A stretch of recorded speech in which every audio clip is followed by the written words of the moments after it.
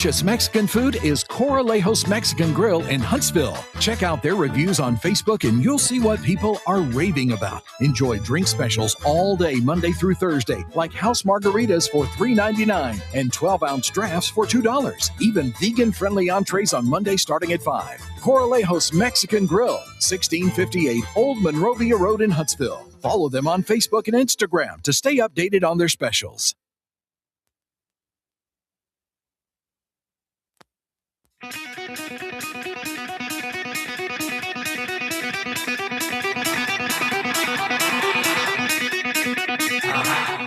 Welcome to Talkin' Ball with Scott Tyson and Drew DeArmond. Call into the Neighbors Wealth Management Hotline now, 256-576-4977. That's 256-576-4977. Now, here's Scott and Drew.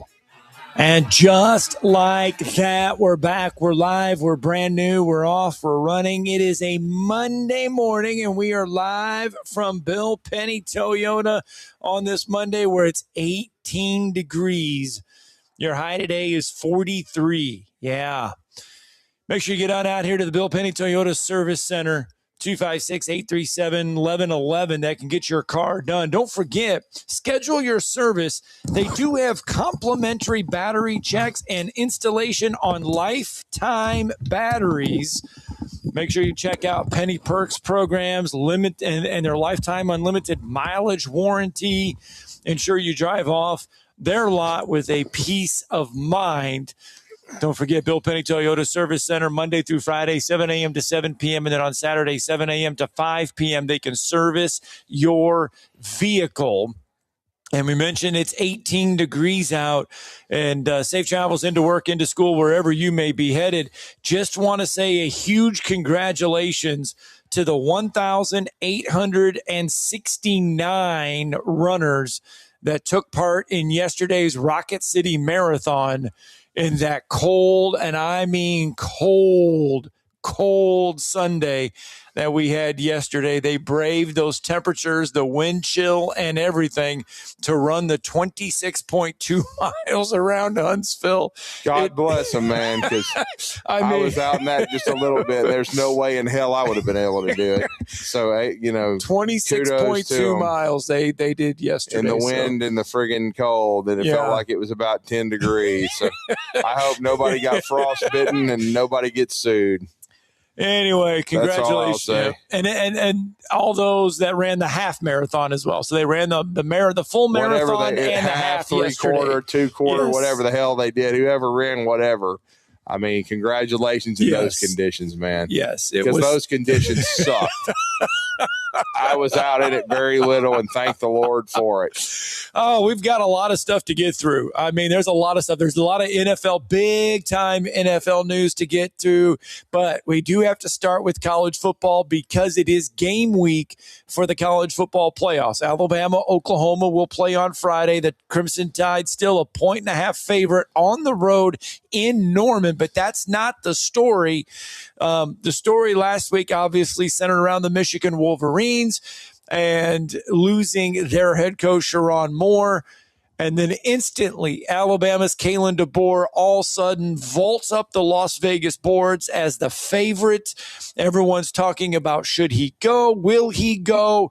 Yesterday, speaking to Yay Alabama, the coach issues a statement, does Kalen DeBoer, and he says, in part, I have not spoken, and I have no interest in speaking with anyone else about any other job.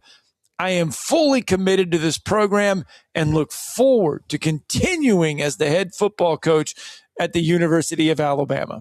Yeah, and Greg Byrne also issued a statement, and yet there's still a crookerine writer out there, Sam Webb, who's been on this station, who is convinced that he's leaving after the Oklahoma game, no matter Still what he convinced. said. Yeah, it's what his own subscribers are telling him. He's not going. He's not coming. And he's like, well, you have your sources and I have mine. They must be about as bad as the Penn State ones, because there was Penn State people that until the bitter end thought he was coming too. Not happening. He's not going to Michigan. So move on, crookerines. Try to trick somebody else into taking that crap hole. Because that's what the football program is right now, a crap hole. Basketball may be the best team in the country. Dusty May doing a whale of a job. Right. The rest of their athletic program, fine, but they're the Crookereens in football until further notice, and everybody knows it. So, I mean, tainted national championships, cesspool, bunch of coaches that were on that staff, bunch of cheats. And if you don't like what I'm saying, come get it. And that's you, Chris Horn. You want to come get it, come get some. What more does Kalen DeBoer have to do to convince people that he is not going to Michigan? He did this with Penn State, remember? Right. And Kalen DeBoer, by the way, has not met with the media. He will meet with the media today because about 11:30, I think. Because it is game week for the college football playoffs. So he will meet with the media today, and I am sure, just like it was for the Penn State situation, he will be asked about the Michigan job. And because he did issue a statement, I would imagine he'll say something on the lines that, I issued a statement on this. I thought it was pretty clear. No, I don't have any intentions of going to Michigan. I imagine that's what he would say. Yeah, I mean, and again, I'm sure Michigan has a lot of interest in him. I don't blame him. He's a hell of a coach. He's done a really good job at Alabama. I think a lot of the narrative out there about his family being miserable, because somebody told me Dari Noka said that too, and some clown that Noka knows at the radio station in Oklahoma says it's already a done deal that he's leaving after the Oklahoma game. You don't want to. It's always these idiots say the same thing. You don't want to be the guy that replaces the guy. You want to be the guy that replaces the guy that replaces the guy. Well, I mean, DeBoer knew that when he took the job. Okay, and right now the job is in better shape than Michigan. Michigan is a cesspool. Michigan has an idiot athletic director that should be fired because his entire tenure has basically been nothing but one scandal after another. Ward Manuel. Ward Manuel. And they don't have they have an interim president right now. They're not aligned at all. So why would you go to Michigan? I mean, it's not a better program than Alabama. It never has been. And it's not like you have ties to the program itself. Now, is it a blue blood program? It is. It is a blue blood football program. I never said it wasn't. Right. But it's not Alabama, and it never will be as long as Alabama's aligned, because, a lot of those trophies, in the Michigan trophy case. I was trying to figure out what that was. Freaking dusty as hell. You know what I'm saying? Including Charles Woodson's. Now, they finally won one in 23, and they beat Alabama. Correct. They've beat Alabama the last two times they played. But even the sun shines on a dog's ass one day. Now, they were very good on the field, but that 23 one comes, I think, with an asterisk. It's an asterisk. They were cheating their ass off. Okay, and that's been at least proven. In our eyes, it comes with it's proven. It's not going to be in the NCAA books as an asterisk. It's not going to come down with anything else. It's the perception from outside, from others. They've had multiple suspensions of their coaches for breaking the rules. All right, so I'm just speaking facts. And again, you're right. They're not going to vacate it, and vacating's stupid anyway. Right. I mean, they won the championship. Right. Congratulations. You win one every 30 years at Michigan. Congrats. Alabama's won a lot more than that. All right. And they've been winning them since the 20s. And I know Michigan is historically the winningest program ever. Well, Alabama's in the top three. Okay. And they got a lot more rings on their fingers than the Michigan Wolverines, who a lot of times just worried about the Big Ten championship and the Rose Bowl and didn't even focus on the national championship. And they didn't, because they never won it anyway. So, but again, but like I said, they're a great program. They've had some of the greatest play. Personally, there's a lot of people that had a problem with Peyton Manning not winning the Heisman the year Charles Woodson won it. I didn't have a problem with it. I thought Charles Woodson was a unique talent. And Michigan wasn't really supposed to win the national championship that year, but they split. Right. And they were a hell of a program. They had a hell of a year that year. I thought Woodson was outstanding. And then he proved it. I mean, he went on and became a Hall of Fame player. Yes. As a corner and then safety. I mean, he's one of the all-time greats. I mean, I enjoyed watching that Michigan team play. I like Brian Greasy. I thought he was underrated.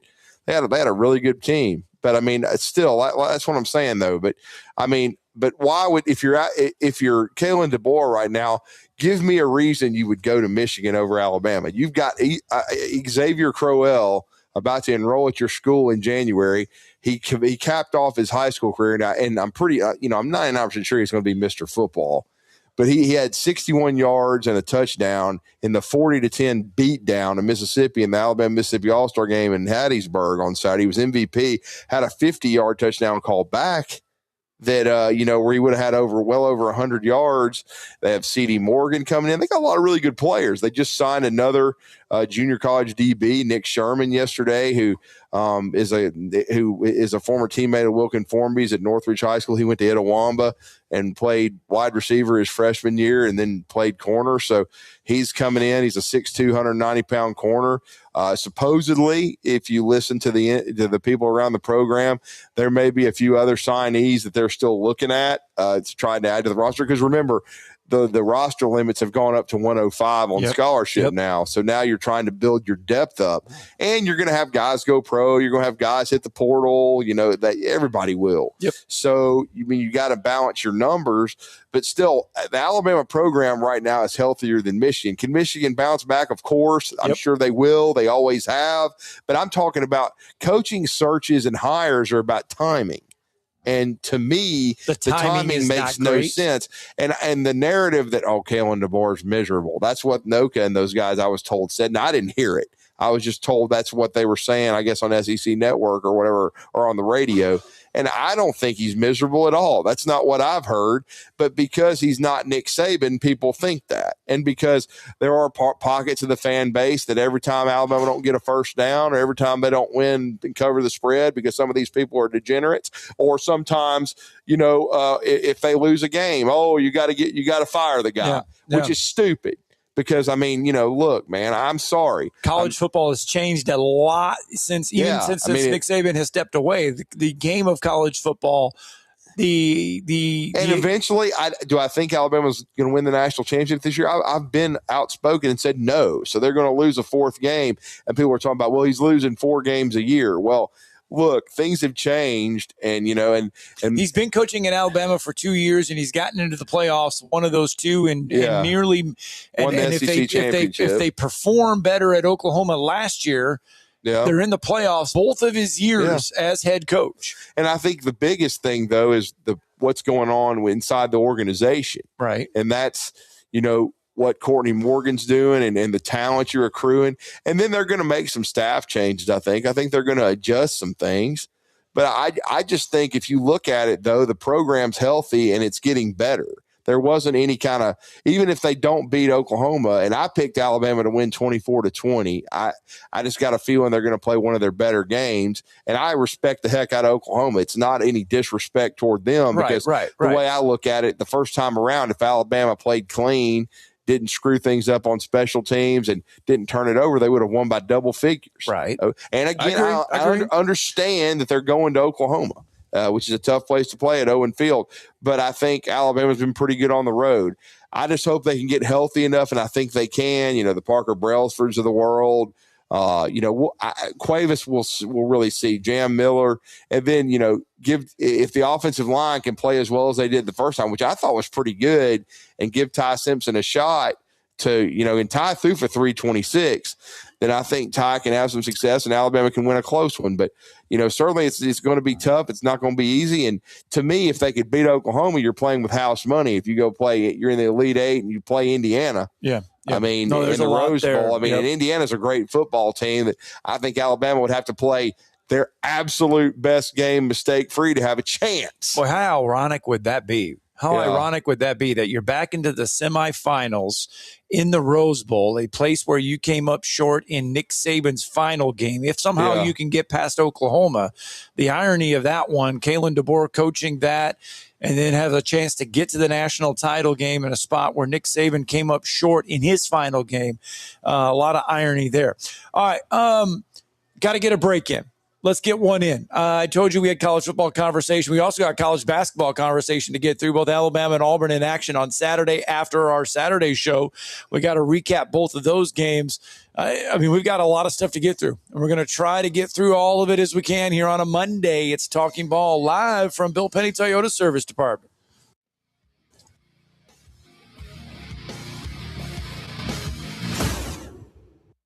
You're listening to Talkin' Ball on 97.7 ESPN The Zone.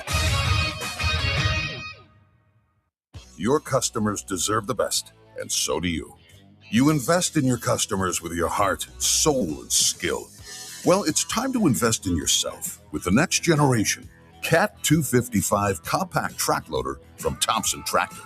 After all, those who give their best deserve the best, and this machine has it all.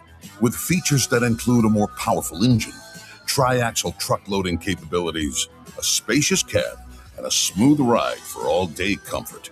And with our workhorse special promotion, that new 255 CTL is just $73,655. But it's only good through December 31st. Prices increase in January, so lock in your savings now and take advantage of year-end tax benefits to maximize your investment. Don't wait. The best time to buy that new Cat 255 is today.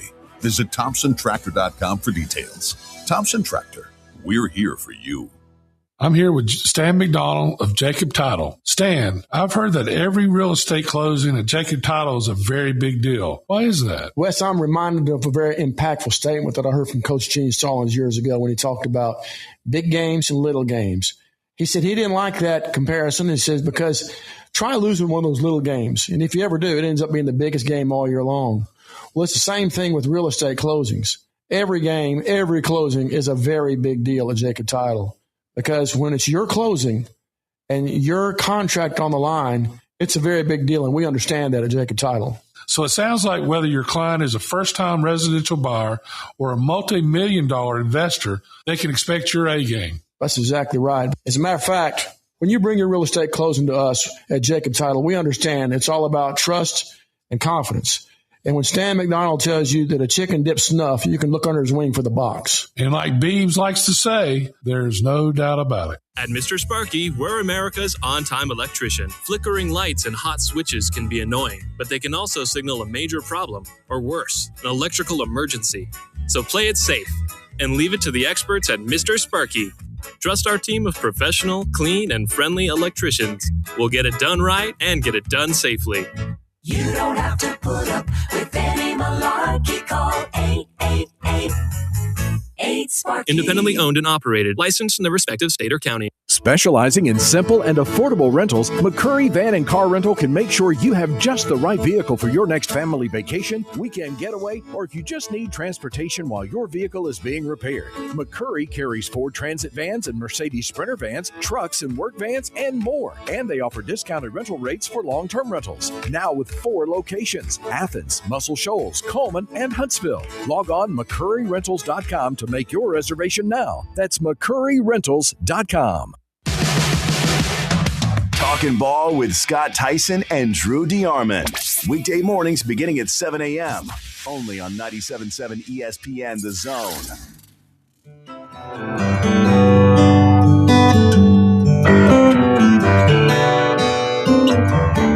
This road's kind of windy, but it's plenty wide. Those curves will sneak up on you. Welcome back.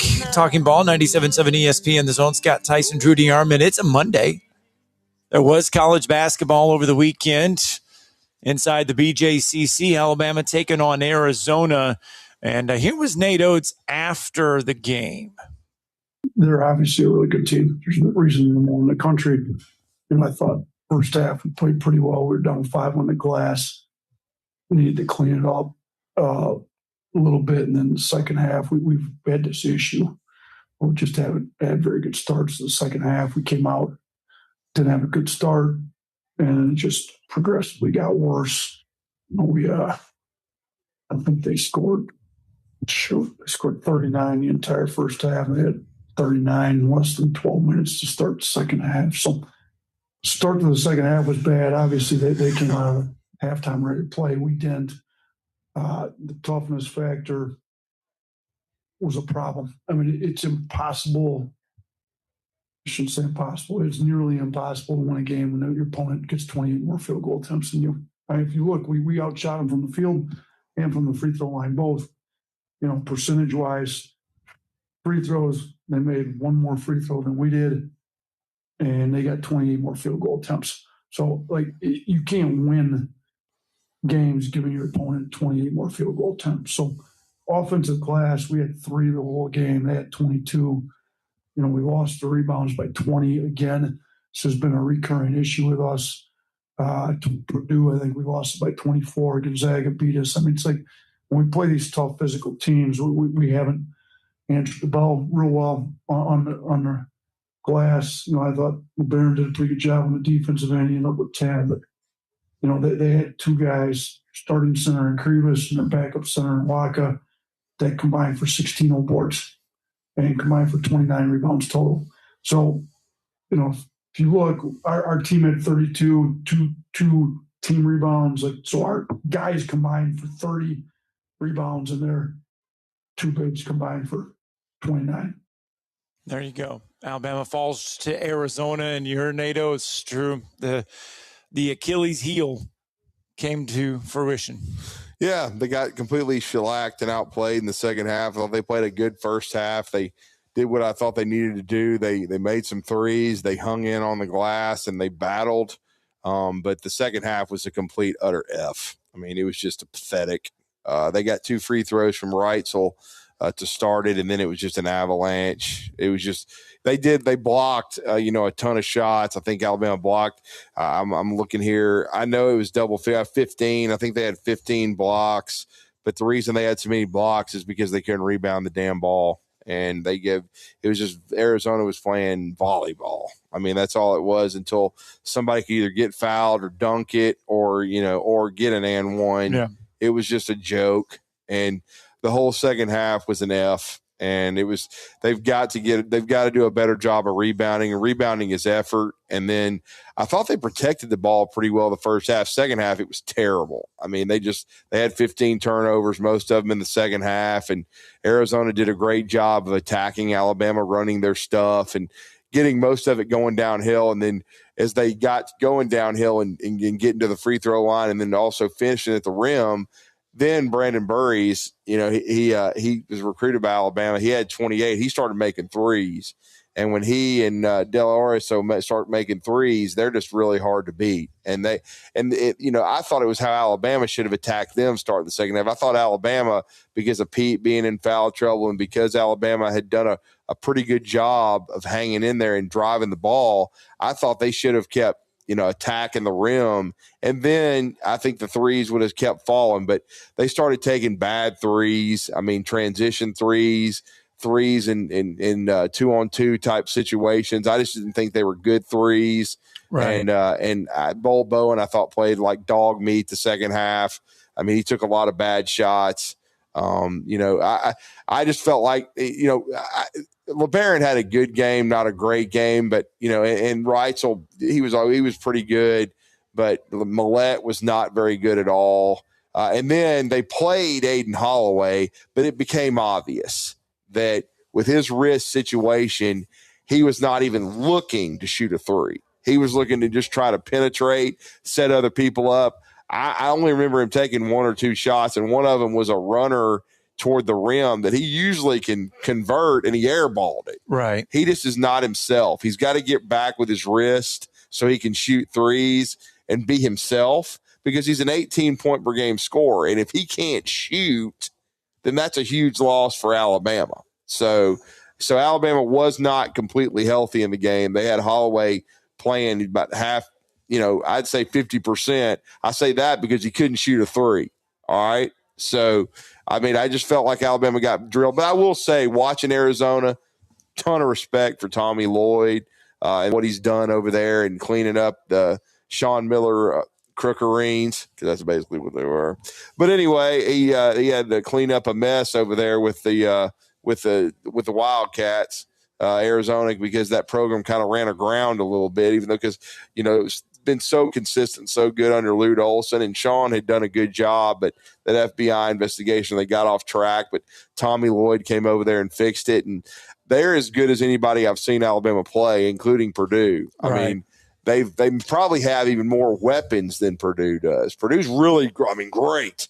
Even though they got smoked at home by Iowa State, But I'm just saying Arizona's got that the bigs that kind of rival. Well, they do. I mean, bigs, yeah. and I think they've got even a little more size, and then they've got a Waka coming off the bench. You heard Nato's talking to him. He played at Tennessee. He's a beast. I mean, they've got a ton of size, and then they might not have a All-American guard, but they got a bunch of really good guards, and so they might have even more depth than Purdue. But both of them are really, really good. All right, let's get out to the phone lines. 256-576-4977. Pat from Tuscaloosa is with us. Good morning, Pat.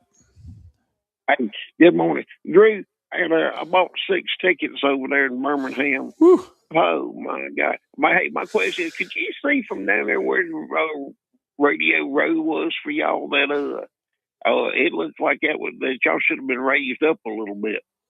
Well, I wasn't there, Pat. I'll be honest. I was watching from the house. No wonder I couldn't find you. I looked. Nope, I wasn't there. I wasn't able to make it, man. But where you could have been.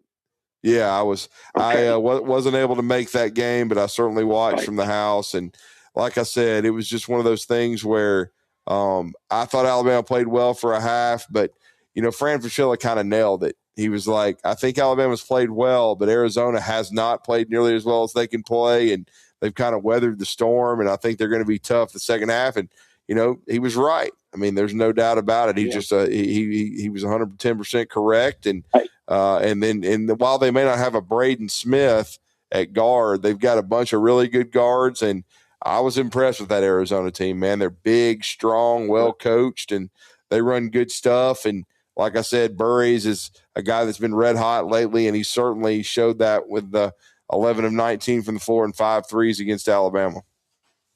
Well, the biggest thing that I saw, and I read about that coach for Arizona, he has a room in a castle over in Lithuania that he keeps rented year-round in order to recruit bigs. Nate Oates is being paid too much money not to recruit and not to go out and find us a big.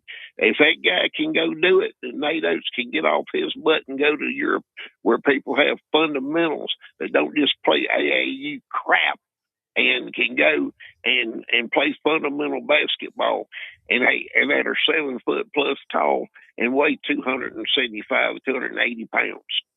But I'm sick about this basketball team. Really, all right. Let me tell you what I really think. It's like you were saying about Michigan. I don't know. I can't do it on the radio. I won't say bad words like that.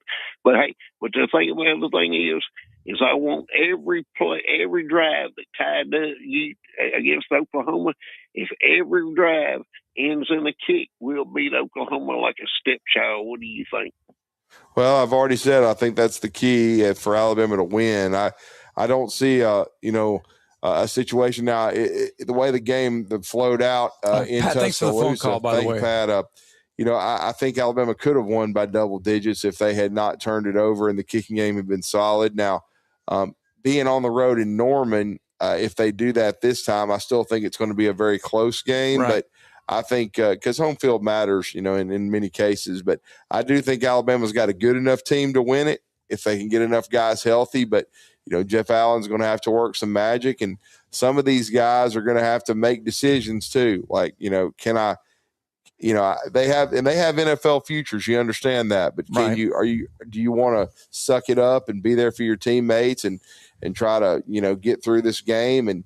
And again, to me, play with house money, because if you win it and you get to Indiana, that's huge if you're an Alabama fan, to me. Let's get one more phone call in. Let's get Wolverine Dan in this morning on a Monday. Good morning, sir. Morning, Dan. Good morning. Speaking of big, tall, and well coached, how about those Michigan basketball Wolverines? Could be that they're the best team in the country. I know they routed Auburn. I haven't seen as much of them, but I know what they've been doing, and it's been, they've been destroying everybody. So right now, 3 or Final Four could be Purdue, Michigan, and Arizona. Wouldn't surprise me a bit. Can we schedule maybe tomorrow play Alabama, please? Maybe. We'll see. Maybe they see each other in the NCAA tournament. You never know. They're not playing. We've played Michigan. I think we played Michigan a year ago, but We haven't played them. We're not playing them this year. At least I don't think we're not in a tournament they're in. Well, what I don't love is this officiating. Did you watch? Now look at LA's a good team. The Rams, no doubt about it. Hats off to Stafford. I love Stafford. But if you watched any of that game, Drew, some of that officiating was really bad. Which game? He's talking about the Rams and the Lions. Oh, yeah, I didn't see any of that. Oh, Lord have mercy. You're kidding me. A touchdown, and the guy's knee was like a yard away from the goal line. And the ball wasn't even nowhere near on the goal. It's ridiculous. And then, a bunch of frequent penalties against L.A., especially on our wide receivers getting, busted up. And then they call a pass interference in the end zone. It really wasn't a pass interference, against LA. And I'm going, okay, so what is this, a makeup call? It was pathetic. It was awful. You know what? We got to win it. We got 3 games left. We have to win them all, and we better hope we do, because if we don't, there's no chance. If we lose one of those 3, we're out. It is what it is. I don't. What else can I say? But the officiating, Drew, in the NFL is so bad. I don't know what to do anymore. I just throw my hands up. I don't think anything's ever going to get done, Drew. I think they're just going to let these nobodies officiate games. What do you think? Well, I mean, we'll see, but certainly, I know it was a tough loss, and the Rams clinched their playoff berth.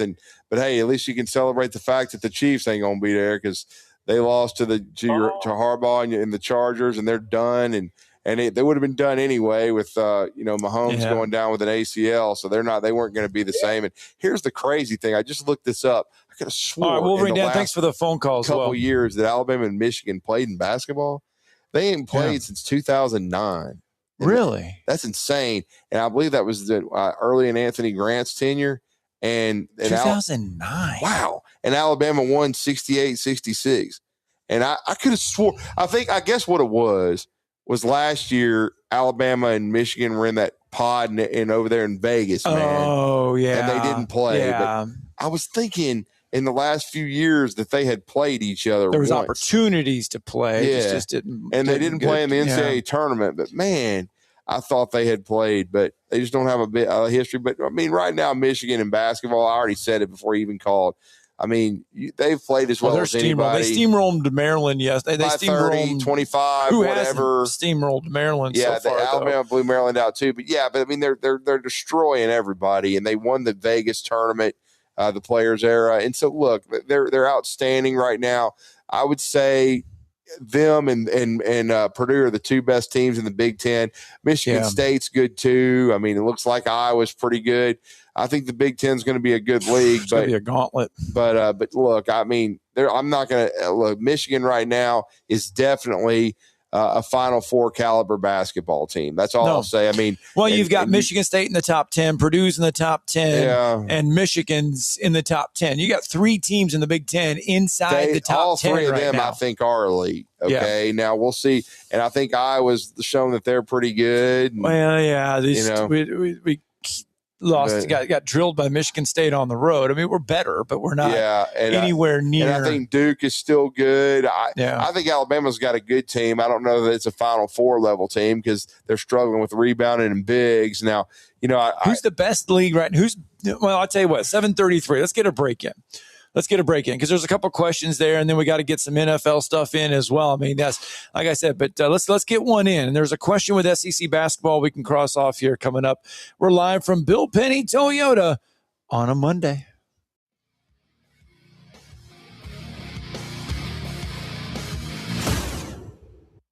You're listening to Talkin' Ball on 97.7 ESPN The Zone.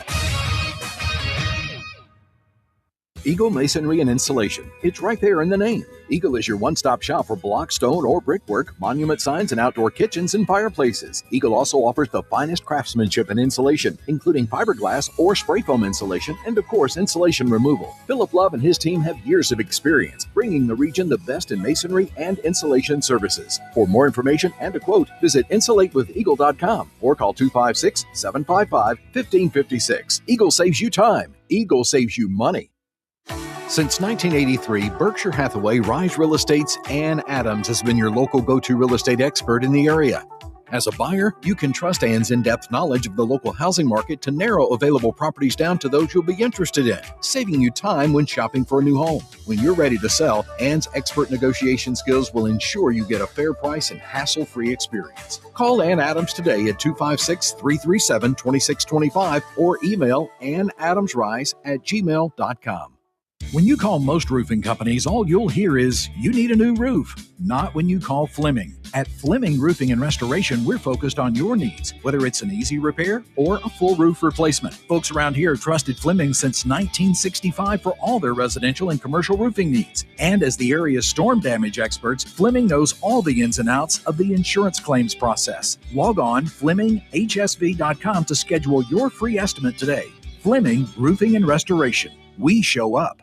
There's power in caring when it is put into action. Each year, our bankers serve on nonprofit boards, support our local educators, and volunteer with our hometown food bank. I'm Bobby Humphrey, Vice President of Business Development for Bryan Bank, and community service is just not a line item in our mission statement. It's who we are. Because after all, Alabama is our home too. That kind of commitment to community might not be what you would expect from a bank, but it's exactly what you can expect from us. Give us a call or stop by one of our 2 offices in the Huntsville area and experience unbeatable service and legendary results. Bryan Bank Equal Housing Lender, NMLS ID 2428943, member FDIC. There are only about 4,300 publicly traded companies on the U.S. stock exchange, but there are an estimated 33 million companies in the U.S. Hi, I'm Jeff Jr., founder of Trojan Wealth. The average investor is missing out on over 99% of the investment opportunity that's happening in this beautiful country until now. True portfolio strength is found beyond the confines of the S&P 500, investing in promising companies before they go public. Private real estate, infrastructure, world-changing technologies. This is called the endowment model. The endowment model has historically outperformed the traditional model of just stocks and bonds. If you're an accredited investor and want more from your investments, it's time to think beyond just stocks and bonds. Call Trajan today, 256-202-4200. That's 256-202-4200. Advisory services offered through Trajan Wealth, LLC, an SEC-registered investment advisor. See website for details. Merry Christmas. Merry Christmas. Merry Christmas to you. And Happy New Year. Happy New Year. From 97.7 ESPN The Zone. Let's party!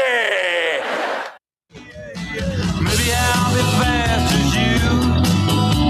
All right, welcome back. Talking Ball, 97.7 ESPN The Zone. Scott Tyson, Trudy Yarman, 7:37 on a Monday morning. Live from Bill Penny Toyota, sitting out here in the service department. And don't forget, Monday through Friday, 7 a.m. to 7 p.m. And then on Saturday, 7 a.m. to 5 p.m., you can get your vehicle out here to get serviced. A lot of stuff to get through. Before the break, we were talking about basketball. We talked about how good the Big Ten had been in Michigan State, and Purdue there. We talked a little bit about who might be the best in the ACC, but who is playing the best basketball right now in the SEC? Who is the top 3, you think, in the league right now?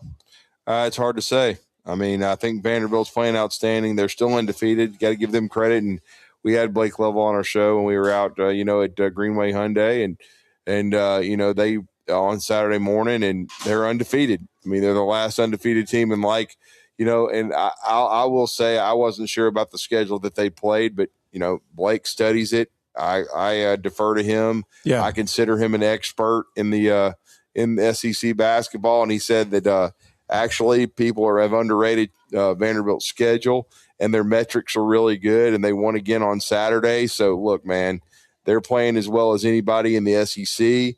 Alabama's played as tough a schedule as anybody in the SEC. I mean, to me, they've lost to 3 top 10 teams. They did beat a pretty good St. John's team. They beat a pretty good Illinois team, even though I believe Illinois lost in Champaign on Saturday to Fred Hoiberg in Nebraska. Nebraska won that game, I think, 83-80 over Illinois. So, but Alabama has got 2 pretty good wins, but they've played a gauntlet of a schedule. I think Alabama is still good. I mean, I'm not going to get on them because they had a bad half against Arizona and just give up. I mean, they've got to get Aiden Holloway back completely healthy, and then they've got to toughen up, and they've got to play better basketball. And right. I believe in Nate Oates. I'm not getting down on Nate Oates' recruiting. I mean, I understand Pat wants him to get another big, but right now, I think that's one reason why Chris Onyejiwaka was signed and reclassified was because I think they realized that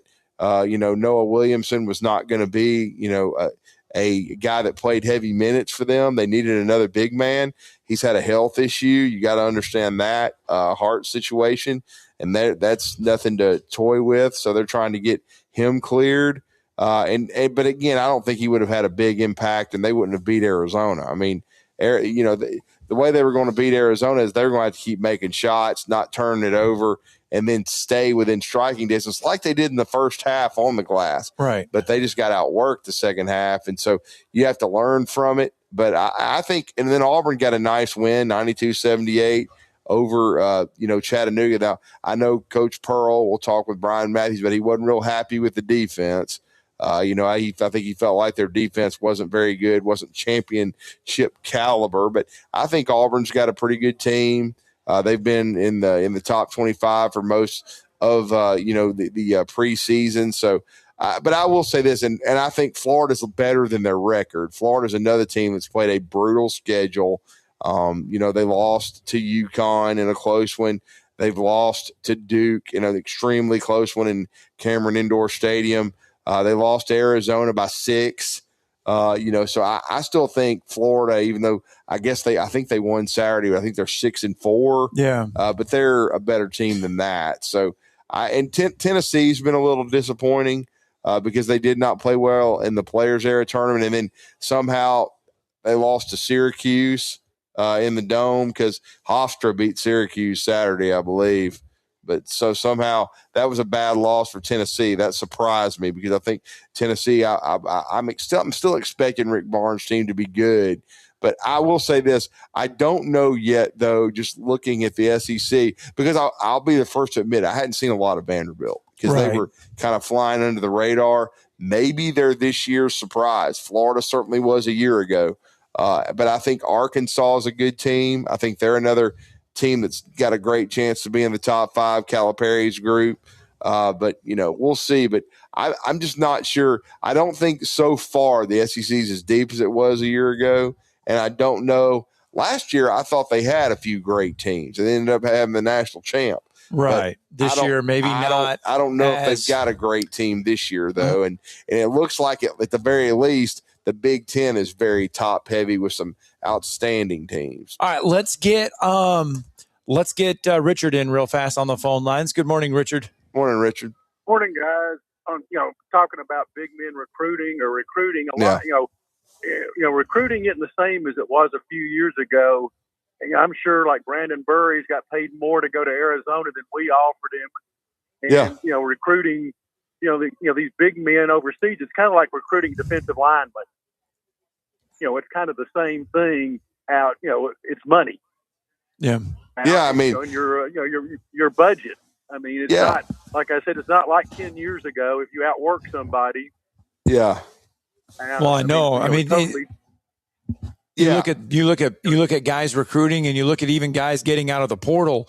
Remember what Bruce Pearl said a couple weeks ago during that Players Era Festival, during the pregame show that he was on, and that Auburn wanted Lemberg or whatever from Michigan, and they offered him $1 million to come play for Auburn.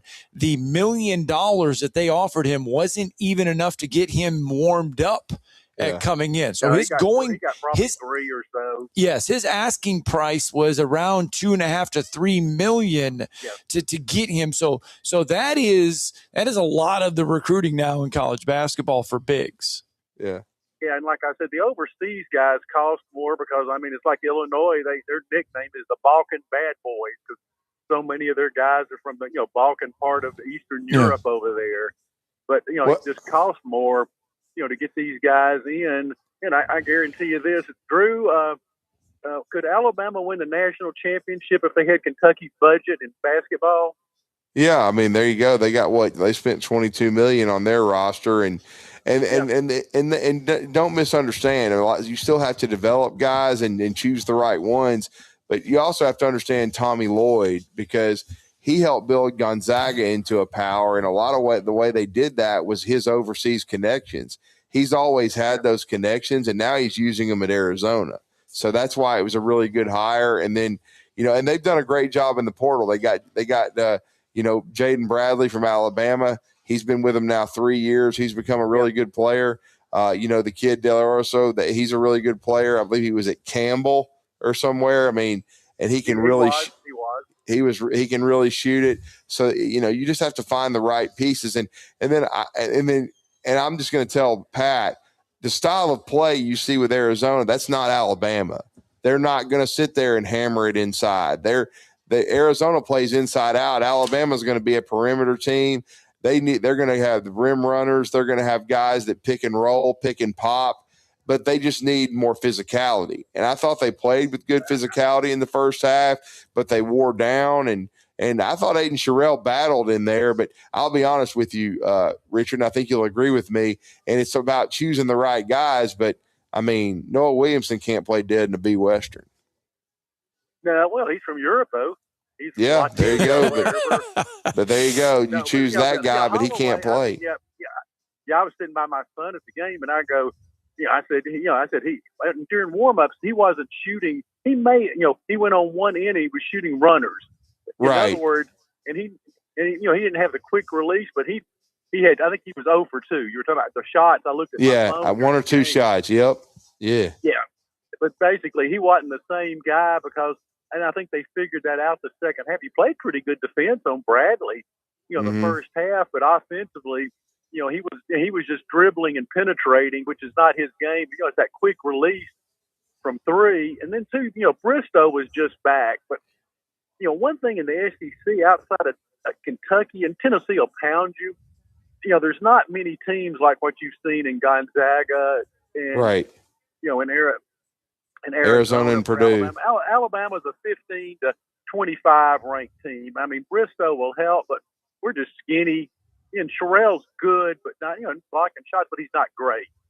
Yeah. Now, you don't have like a Nelson or Cliff in there to, if you had somebody like Nelson in there with Sherrill, you might have had a chance Saturday, but you don't. I mean, you got a Bristow that hadn't played in a month. Right. That's right. Out. And and Bowen's up and down. He's going to be good one game and bad another. Out, basically, I mean, you got Jaron Stevenson starting at North Carolina and playing 30 minutes a game. You got Reed starting at Oklahoma. Yep. Right now. So 2 of your inside guys from last year are starting other places right now. Mm-hmm. Yeah, and you could have used at least one of those guys. I just kind of.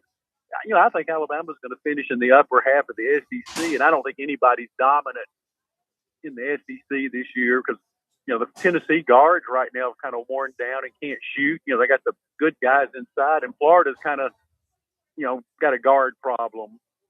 Great, on the inside. Mm-hmm. Yeah. Now, so. All right, Richard. Thanks. Appreciate it, Richard.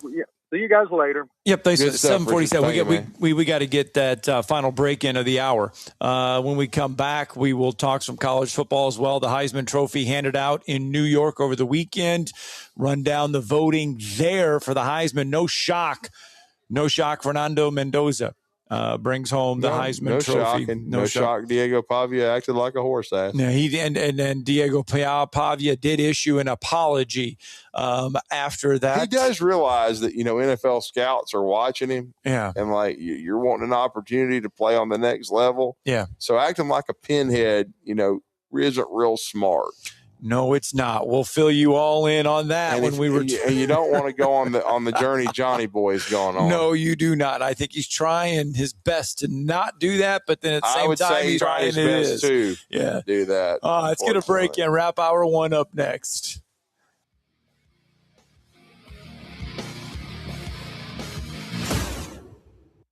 You're listening to Talkin' Ball on 97.7 ESPN The Zone. Announcing the 97.7 ESPN The Zone Baumhower's Bracket Challenge. Sign up now at our Facebook page, 977 ESPN, or just go to ESPN.com Fantasy. Click on the Bracket Challenge and search Baumhower's Bracket Challenge. Presented by 97.7 ESPN The Zone to get in. The grand prize, an overnight stay at the historic Battle House Renaissance Mobile Hotel. Dinner for two at Delphins. And a complimentary beverage and dessert at La Floriditas, Mobile's only Cuban-inspired speakeasy. The 97.7 ESPN The Zone Baumhower's Bracket Challenge. Sign up closes on the 19th, so get in today. The state's largest orthopedic group is growing to meet the needs of the patients in our community. The Orthopedic Center has long been the most trusted name in orthopedics in North Alabama. So as our area continues on the fast track, so does the need for premier orthopedic care anywhere and anytime you need it. TOC is proud to announce the opening of our new locations in Albertville and Hampton Cove, along with the grand opening of our newest office in Decatur. These clinics will offer the same high-quality orthopedic care you have come to associate with TOC, with the convenience of being closer to home. As a patient, your time is your most precious asset, and we recognize that at TOC. That's why we are also proud to announce the opening of our urgent ortho clinics to handle those bumps and bruises that need prompt attention. These clinics are available to care for acute orthopedic injuries with no appointment necessary. With 38 physicians, 20 centers of excellence, and now more than a dozen locations to serve you, TOC will continue to be the name you turn to for the best orthopedic care at the right time. Visit our website at visittoc.com for more information. TOC, helping you live a better life.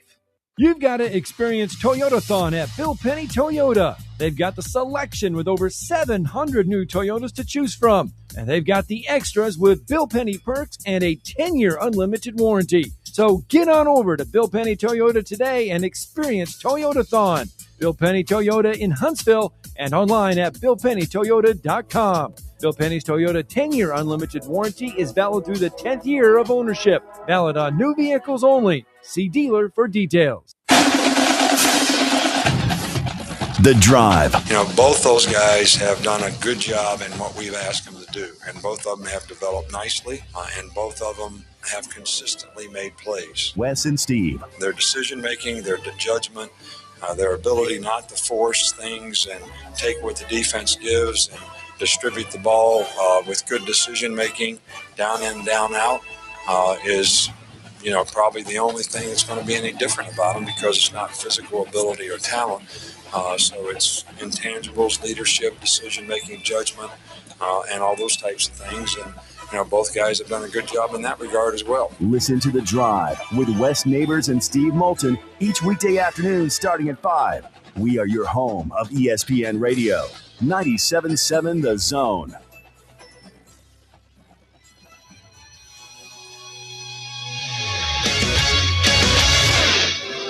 This segment of Talkin' Ball is brought to you by University Kia, the #1 volume Kia dealer in the state of Alabama. Located online at universitykia.com.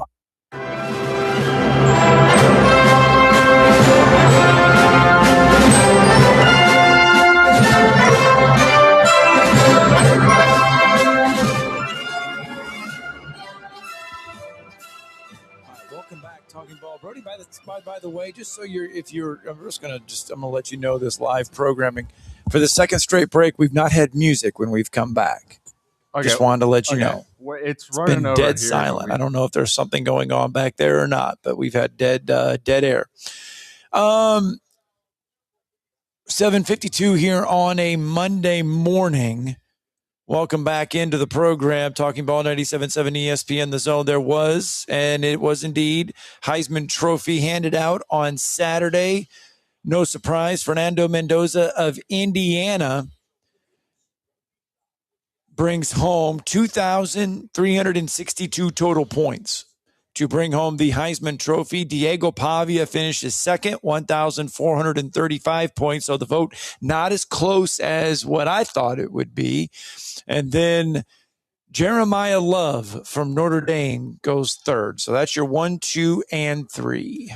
Yeah, it's about like Vegas predicted, but it wasn't even really close. I mean, Mendoza. I thought it'd be closer. I did too. I thought it would be really close, but Mendoza would win the vote. I thought it might be one of the top 3-4 finishes ever. We already kind of talked about that on the show. We talked about Mark Ingram and Toby Gerhart in 2009, and then Bo Jackson and your boy Chuck Long in 85. We thought it might be one of those, but it wasn't. I mean, Mendoza won impressively, and then Diego Pavia wasn't impressive. No, just so you know, and I did go back and look, and I put Fernando Mendoza number 1. Right. I put Diego Pavia number 2. Mm-hmm. And I put Jacob Rodriguez from Texas Tech number 3. Yeah, the linebacker, yeah. Yes. I thought what he did was outstanding. No disrespect to Jeremiah Love and Julian Sayin. I thought they were both great players. But I did not think Julian Sayin was even the best player on his team. Well, and see, this is where if I had had a vote, I would have gone Mendoza, Diego Pavia, and then I would have said Jeremiah Smith. I think Jeremiah Smith's a stud. And I would have voted him third because, and again, I think Julian Sayin had a great year and things of that nature. But I just think, Jeremiah Smith is a unique talent, and that's who I would have gone with. Now, you're right about both those linebackers from Texas Tech, including Rodriguez. I mean, they've had great years, and they bought their way into the college football playoff in a top 4 seed, and we'll see how they compete when it really matters. But I mean, they have had an outstanding team, and like we said, I mean, I never really thought that there was a prohibitive favorite in the Heisman race throughout the season, right? The way everything kind of played itself out, but Mendoza he just sort of rose to the top because his team continued to win, and he continued to make big plays in big games like he did against Oregon and like he did on that big stage against Ohio State. So Mendoza finished with 84.6% of the total possible points, which is the 7th highest in Heisman history. That surpasses Charlie Ward, 83.79% of 1993. He was named on 95% of the ballots, which is tied for Marcus Mariota's 2014 second highest in Heisman history. And he's the 7th transfer to win the award in the last 9 years, transferring from Cal to Indiana. And he also led Indiana to its first Big Ten Big Ten championship. And by the way, Mendoza won the Midwest and he won the South. In the South region, which is Kentucky, Tennessee, Louisiana, Mississippi, Alabama, Georgia, and Florida. That's our South region. Mendoza went 1, Pavia 2, and Jeremiah Love goes 3. So that is how it finished in the South region. Yeah, I wouldn't have had Jeremiah Love in my top 3. I think he's a heck of a player, but didn't play anybody. Now, this is what is fun. And you go back and just to tell you how good, not how good, but during the 2023 season, the Pac-12 still existed. Yeah. Okay. And in the 2023 season, the Pac-12 had Caleb Williams, Travis Hunter, Fernando Mendoza, Bo Nix, Michael Penix Jr., and Cam Ward all playing at the Pac-12 in 2023. Crazy, man.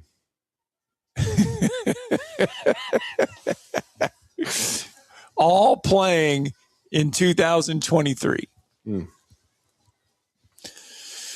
I just thought that was kind of, Heisman winner, Heisman finalist, and Heisman finalist. Yeah. All playing out of the Pac-12. A lot of great players. That's what liberalism gets you. Oh. All right, we're just about done. There it is. Now we've got it. Hour 1 is done. Talking Ball 97.7 ESPN, The Zone.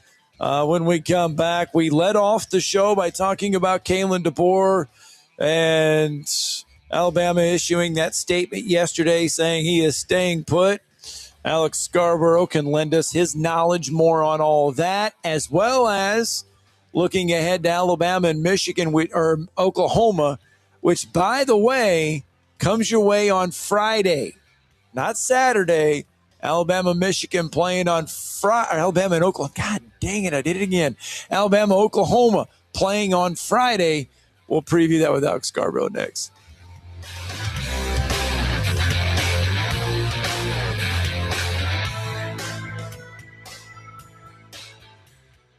This is Brent Musburger's VSiN Action Update on 97.7 ESPN The Zone.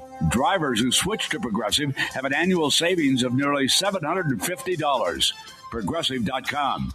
Atlanta Falcons on the road at the Arizona Cardinals this week as a 2.5-point favorite, 46.5 the total. Monday Night Football today. The Steelers laying 3 at home with the Miami Dolphins. Tomorrow, it's the Salute to Veterans Bowl in Montgomery. Troy, a 2.5-point favorite over Jacksonville State. The total, 46.5 at the Crampton Bowl.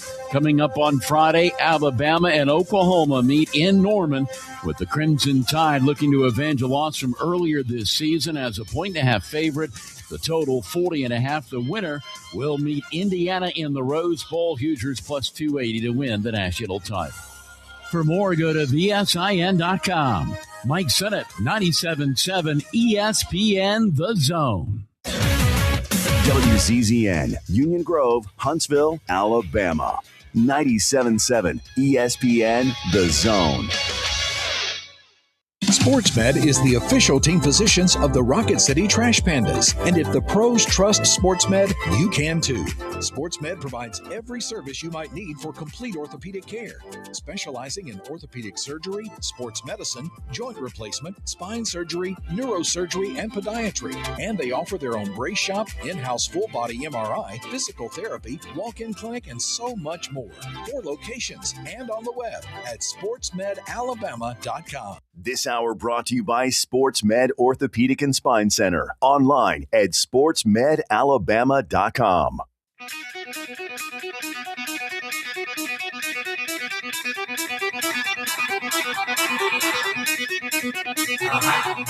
Welcome to Talkin' Ball with Scott Tyson and Drew DeArmond. Call into the Neighbors Wealth Management Hotline now, 256-576-4977. That's 256-576-4977. Now, here's Scott and Drew.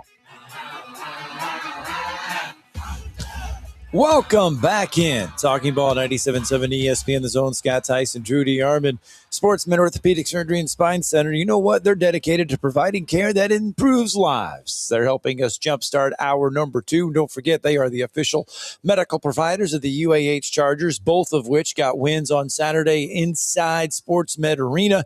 Both will be back in action on Thursday. 97.7 ESPN The Zone will have those games for you on the road at Mississippi College. But on Friday, Alabama gets back down to business on the football field as they will take on Oklahoma in Norman. The Tide, a 1.5 favorite in that opening round matchup with the Sooners, a rematch from earlier this season. And they will do so behind Kalen DeBoer as head coach. And he made that statement we talked about in hour 1, saying that he is content. He's not going anywhere. Well, and our next guest was actually in his office, and as he wrote in his column on Wednesday when all the proverbial bleep hit the fan, he did not know that because, again, you have to had his phone off. He didn't know things what was going on. Yeah. But he had a nice sit down with Kalen DeBoer about the current state of the program, the preparation for OU, and the future and recruiting, and now we've seen what's unfolded over the last few days. And it's been, once again, like a whirlwind, but much like the Penn State situation. And this one probably had a little bit more anxiety to it, but I think that you're still going to get the same outcome. We're going to talk a little Alabama football with our next guest. He's the lead columnist, does a great job with Bama 247, part of 24/7 Sports, and we're talking about Alex Scarborough. Alex, happy holidays. You're back with Drew and Scott. How are you? I'm doing well. How are you, fella? We're doing well. And how ironic is it that you had a sit down with Kalen DeBoer when all this stuff was going on outside the complex that you didn't even know about till you left? Yeah, it was. That was a first for sure. I made the point to put my phone on Do Not Disturb so I wouldn't get a bunch of messages beeping in while I'm trying to talk to him, because there's a million things going on. And little did I know that one of the things going on was Michigan firing its head coach. But as I wrote in the story, you sit in the parking lot and you go, man, it'd be nice to walk back in, but it doesn't work that way anymore. And you're just left to sort of decipher, okay, what was going on here? And that's why I wrote in the story, like, hey, he was wearing all Alabama gear. He was talking about Alabama football. He was talking about this game against Oklahoma. I did not see Jimmy Sexton's phone number pop up on his Apple Watch. I did not see Greg Byrne rush in to say, are you staying? It was business as usual. And that's sort of where we're at now, right? With the statement he put out on Sunday evening that he's not going anywhere. And this, as I wrote in the story, it never really made a whole lot of sense, just especially because where Michigan is right now, especially as it relates to Alabama, with the alignment they have with their president and athletic director. Michigan's got an interim president. They have an athletic director who, as of 8:04 in the morning, has not been fired yet. Alabama's got a good continuity there. They've got a good future with the recruits they're bringing in. It didn't really pass the sniff test to me, but it's one of those that you sort of had to kind of pay attention to until it died down. And thankfully it did die down, and we can talk about an actual playoff football game. It's crazy that just took over all of last week. Yeah, and I think too, you look and I don't know him. We don't know him extensively, but you look at his personality. You look at the way he comes across. He doesn't seem like he's the type of guy that it took It took a special type of guy to come in and replace Nick Saban, because you knew going in to replace the guy, it was going to be tough. And I don't think you're going to come in and try to replace the guy and only do it for 2 years and then say, I've had enough, and then leave. He's not going to handle himself like just say Lane Kiffin. Well, he's the type of guy that's not going to back down from replacing the guy. Yeah, that is probably the biggest part of this that annoys me, is that the media asks these open-ended questions about, is he happy in Tuscaloosa? Is he okay with handling the pressure? And we never actually ask him.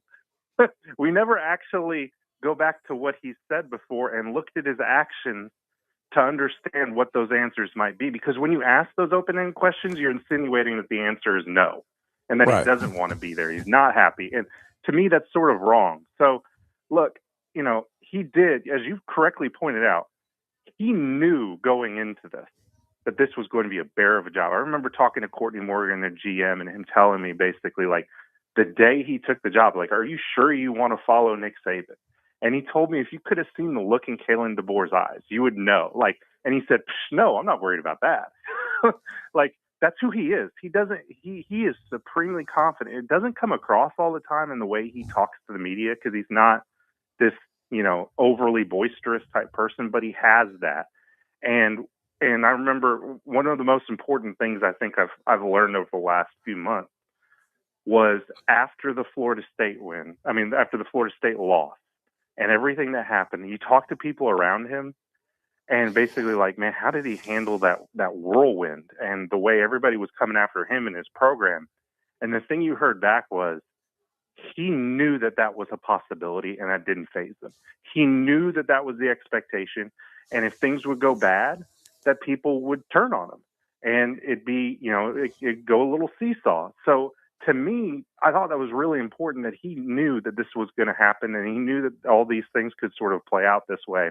So therefore, if you're open to the challenge, if you know what this fan base can be when it's good, you know what it's going to be when it's not good, why would you suddenly leave? And oh, by the way, it's not like Michigan is this place that's going to be content with 8 and 9 win seasons either. No. So you put all this in a pot, and it just, again, we assign these in sort of a backhanded way, like, are we sure he's happy? It's like, just ask the guy, look at what he's done before.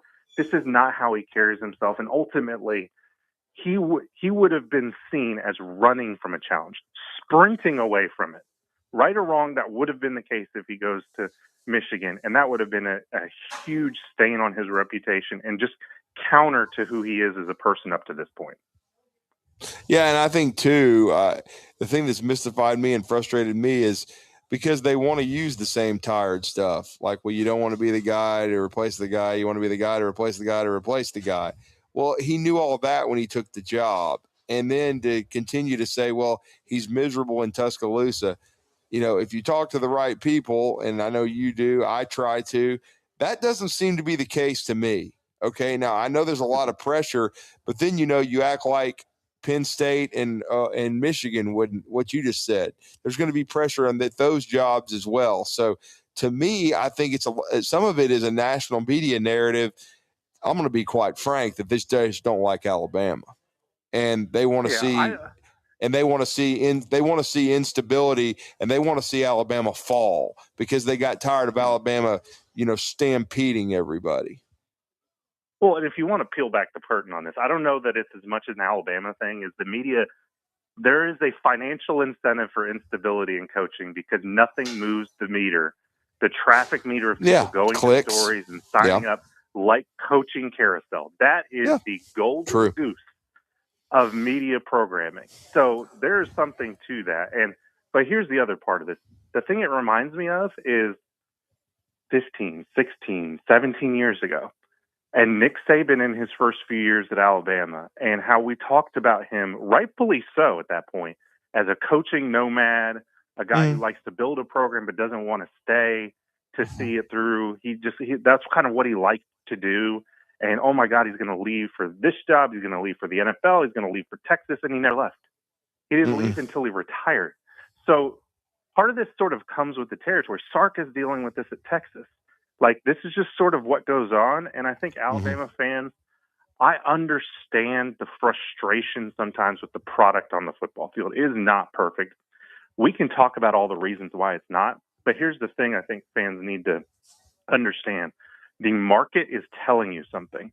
The market is telling you that two of the biggest jobs in college football, Penn State and Michigan, both had this guy at or near the top of their list. He is a darn good football coach. And if it's not perfect right now, you still got one of the best coaches in college football. So I think people just got to take a step back, understand that, and maybe these things will continue. Maybe Marcus Freeman does leave Notre Dame, and suddenly we're doing this a week, 2 weeks, 3 weeks from now again. But just stay calm, know you've got a good coach, and trust that this guy is up to the challenge of leading Alabama because that's all he's ever shown us and told us to this point. Well, no doubt today, probably Kalen DeBoer will meet the media. I'm sure he'll probably get asked maybe a question about the statement. Yeah, a statement, or he may even just throw it out there in the beginning just to end it all again. But no doubt he's going to get asked about the Oklahoma Sooners because it is game week. It is playoff week. Finally, it is here. And Alabama did have a chance to rest a few days. Hopefully, Alex, they can get a few guys on the mend. I mean, you're not going to be 100%, but you might get a couple guys back for Friday. Yeah, the injury report. Yeah. The injury report is going to be huge in this game. After talking to people, there's a lot of reason to be optimistic, especially on the offensive side of the football, the offensive line in particular. What Parker Brailsford was going through at center was a lot. He should be in a lot better place. Getting Cam Dewberry back, getting Jam Miller back, maybe getting some other guys that were dealing with some serious pain, but maybe not injured. I'm talking about guys like Jeremy Bernard, Daniel Hill, a little bit in there. That's going to help the continuity of this offense a lot. I don't know still right now whether Josh Cuevas will be part of it. I think that's a possibility. I think the same goes for LT Overton on defense, although I'm probably a little bit more pessimistic about that one, but we'll wait and see. But overall, I think getting these guys back is going to be enormous. And it's not just, hey, they're going to show up on game day. They're going to be, a lot of these guys are going to be able to practice a lot more than they've been able to practice the last few weeks. And I know it's something that, it may not be sexy to talk about, but like those practice reps and building chemistry is really important. And I think that's part of why this offense has looked completely out of rhythm, is because these guys haven't been able to practice together as much. So getting them back, getting them practicing together, I think will be hugely important. I think that had a lot to do with what we saw against Georgia. I'm not saying Georgia's not a good football team. They're really good. Kirby Smart is a really good coach, and they just dominated that football game. But Alabama should be a lot better today and a whole lot better on Friday when they go to Norman in terms of personnel, what they've been able to do throughout the week. They should be in a much better place, and I'm very curious to see how they respond to that. And on top of that, what this extra time does, it's kind of one of the subplots that I don't think we're really talking about, how both of these coaching staffs will sort of say, okay, what did we do well? What did we not do well in that last game? And how do we adjust to that? Because Ryan Grubb is really good at throwing wrinkles, and boy, Brent Venables really is in terms of building a defense. Very curious to see the battle of coaching minds when we get to Friday night in Norman. And it's somewhat eyebrow raising and I know it may shift during the week, but Alabama has steadfastly been a 1.5-point favorite so far. Yeah, that one I don't quite understand. It wasn't that yeah, long ago I'm the that same they with lost you. by 2 at home. Right. It's all over the place because some books have them as a 1.5-point dog, which sounds about right to me. So yeah, I'm very and here's the other part of this. Oklahoma, I don't know if there's been an official thing on it, but you've got to believe that R. Mason Thomas, one of their best players, point blank period, one of their best players on defense, should have a chance in this game to get back. He did not play last time in Tuscaloosa. So I think Alabama, if it's a pick 'em or if it's Alabama a slight dog, in that locker room, they're going to say we're an underdog. They're going to lean on that. Yeah. But yeah, that 1.5-point favorite, when I saw that the first time, I went, wow. Not that I don't believe Alabama can't win this football game. I do believe they can win. But I did not see that one coming. No. What do you think and he's a quarterback, so obviously it's going to be high, but where do you think Ty Simpson is at right now? I mean, we've seen 2 versions of Ty this year. We've seen the really good version where people had him penciled in to go to New York, and we've seen the version where completing a pass sometimes can be a chore. I think there's 2 things that are happening at the same time. One is the thing, it's the elephant in the room. He's playing through some stuff right now. It's the old saying of, are you hurt or are you injured? I think he's hurt. I don't think he's injured to the point that there's a question of his availability. But that does, again, it changes the way you practice. It changes the way you play. And I think that's sort of thrown him off the mark a little bit. And he's playing just out of rhythm. And that was what sort of made him so good, is he looked so comfortable managing the pocket. In that middle stretch of games where they won 4 straight against ranked opponents, he knew where he wanted to go with the football, and that little bit is off. So there's the physical part of it, but I think the other part of it is this offense is so one-dimensional right now. You think about it as you look at a whole football field, and you're a defense, you don't have to worry about the running game. So that's just cut off a whole area. You don't really have to worry about the deep passing game if you look at the numbers. They're not effective in that. That cuts off a whole other area. So you're left with this short to intermediate passing game, no running game to support it. And it narrows that margin of success so low that if something is off within that, it can discombobulate everything. And I kind of think that's where they're at right now because of the health combined with the lack of having a 3-dimensional offense, if you want to put it that way. Now, if you get healthier, and you get Jam Miller back and playing kind of like we saw against Auburn, where the running game did show up, that'll help tremendously. So you got to hope that sort of comes through. Maybe you started to unlock Ryan Williams a little bit in that Georgia game. You start to do that a little bit more, and suddenly the offense looks dramatically different. So I think there are those 2 sort of things happening in tandem, and it's making Ty not look like the quarterback we saw, and quite frankly, the quarterback I still believe he can be.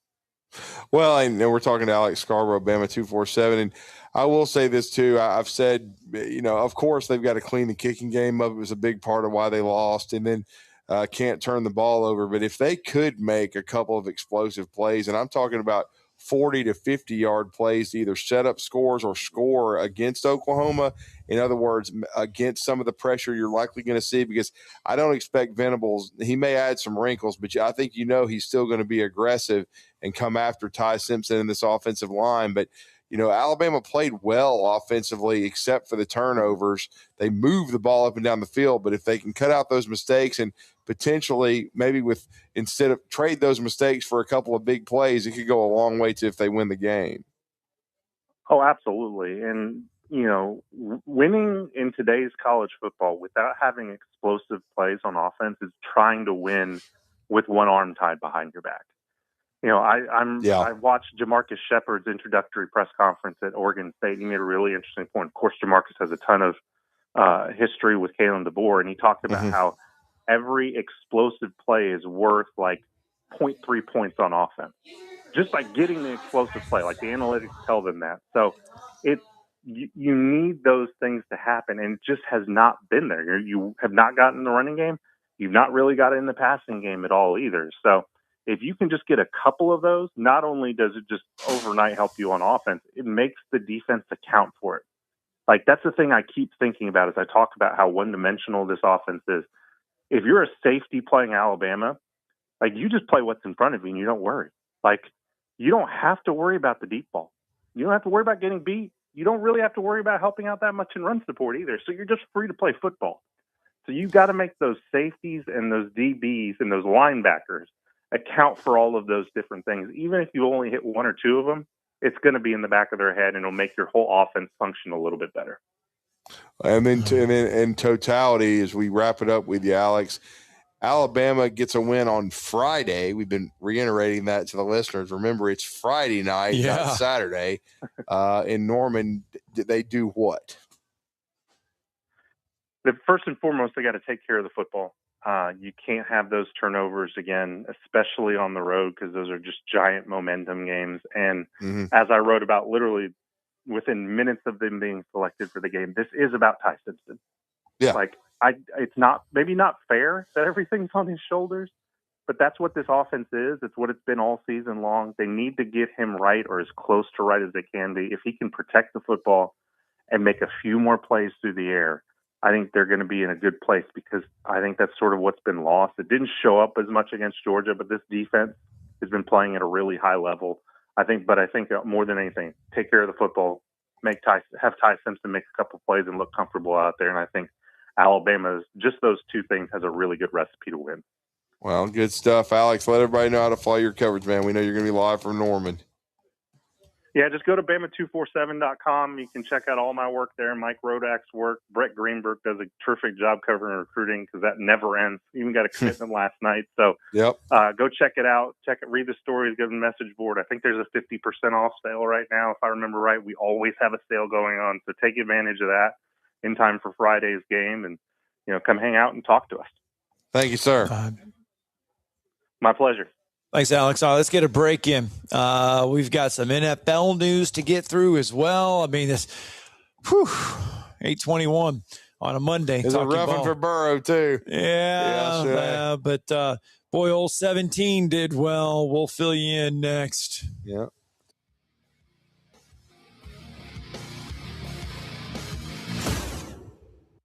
You're listening to Talkin' Ball on 97.7 ESPN, The Zone.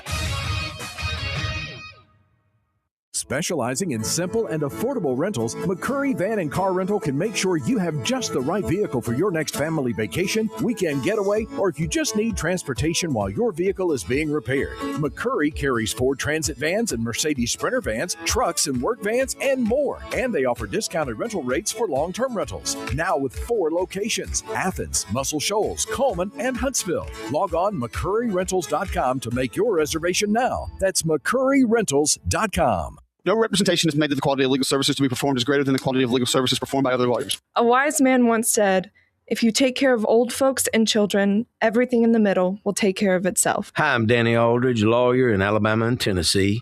In the next 20 years, the number of those folks over 65 years of age will more than double. In our golden years, the most important goal is to be treated with dignity and have control over doing what makes you grateful with those you love. At the Aldridge Law Firm and the Legal Town Center, we're dedicated to help you with these goals, and we'll be there when life throws you those inevitable curveballs. Let us assist you with your legal needs, whatever they may be or become. You may reach us by phone at 256-534-3188 or online with Dan at danaldridgelaw.com. Just remember, we're here to help.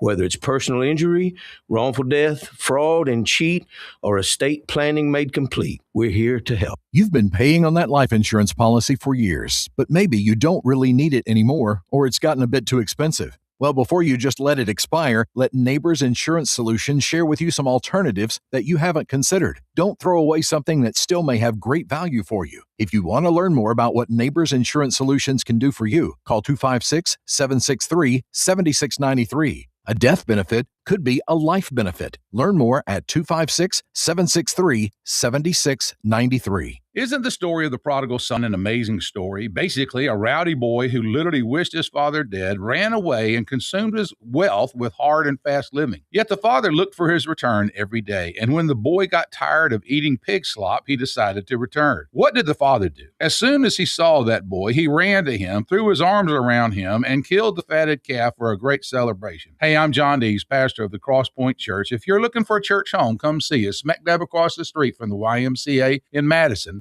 In the market for a new or used car? Look no further than Hyundai of Decatur. With a large inventory of new, used, and certified pre-owned Hyundai models, Greenway Hyundai of Decatur is here to service all of your Hyundai needs. Come visit our exceptional service department as well. With state-of-the-art facilities and a caring team of automotive professionals waiting to service your vehicle, make Hyundai of Decatur your #1 choice for all your automotive needs. Give them a call today at 256-274-0279 or visit them online at greenwayhyundaiofdecatur.com. Talking Ball with Scott Tyson and Drew DeArmond. Weekday mornings beginning at 7 a.m. Only on 97.7 ESPN The Zone. Rolling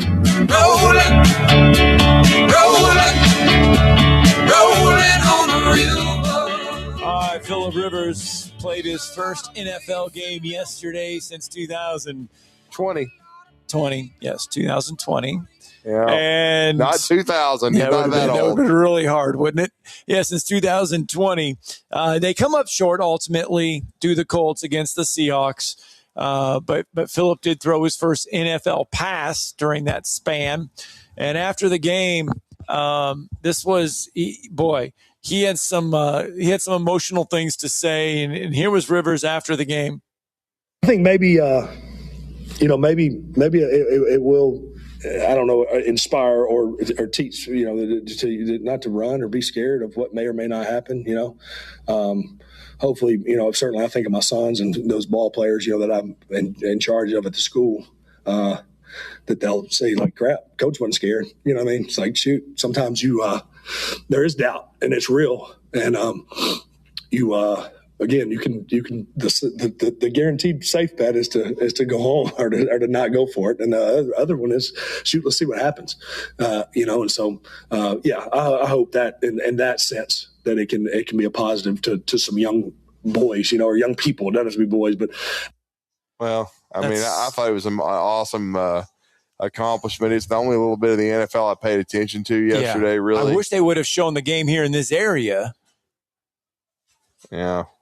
I really do. I respect the heck out of Bo Nix, but I'd rather watch Phillip Rivers. Yeah. No, He's from Athens. And speaking of, I know we had a caller call in.